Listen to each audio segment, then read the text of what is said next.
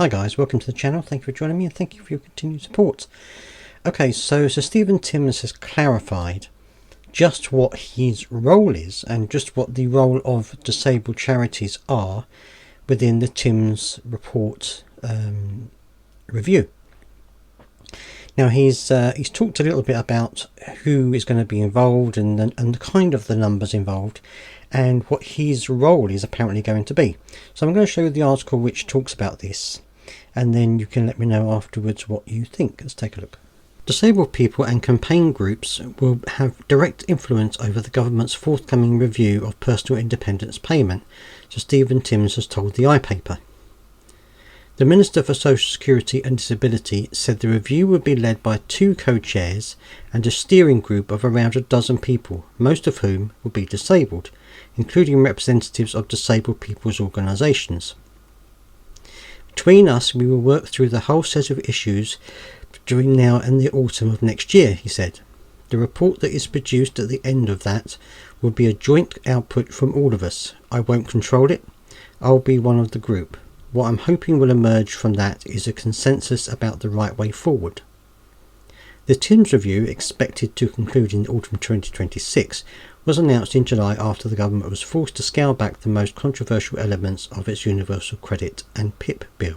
The Timms said the government's priority remained helping people move from long-term sickness benefits into sustainable employment. What the system should be doing is encouraging people to look for work and also providing the support to make work feasible. He pointed to the Connection to Work programme, which offered intensive employment help for those with long-term health conditions, and the Youth Guarantee, which provides guaranteed jobs for young people on benefits. He also confirmed that his review will look closely at how the PIP assessment deals with so-called fluctuating conditions such as multiple sclerosis and Parkinson's disease, after years of complaints that the system fails to reflect the realities of symptoms that can vary in severity. So, Timms made the comments whilst visiting the Fair Shop Cafe in central London, which trains young adults with learning disabilities and helps them find sustainable jobs. This question of how the PIP assessment deals with fluctuating health conditions will be one of the major themes of the review, he said.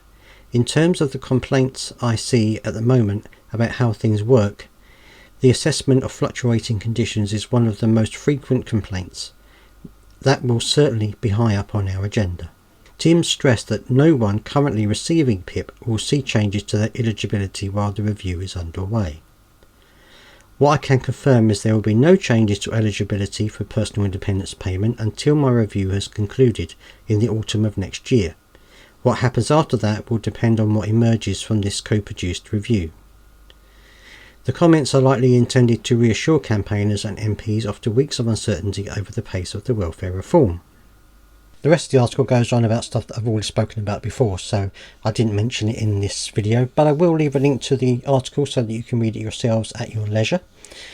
What do you think about this? The fact that he feels that he's just going to be one of the group and it's not going to be something that's going to be led by one particular person. It's going to be a group of people, including disabled people and disabled organisations, and that basically they're all going to work together to come out with a plan. I'm hoping that this is going to be a good thing. I'm hoping that this really is going to be a co-produced thing and that the disabled people and the disabled organisations will have a lot of input into the plan. I really do hope that it works out in that way and it makes the situation fairer. I'm glad to see that they're going to be addressing the fluctuating conditions, because I think that's something that has been a problem for a while within not just the PIP assessment. But I hope that this really does cause you some kind of comfort maybe about what the PIP review is going to come out with. Let me know down in the comment section what you think. Are you pleased with what Sir Timms has said? Do you think that he really is going to be creating something that will work for people? Or do you think that he will eventually publish something that will just be there to get people out of PIP?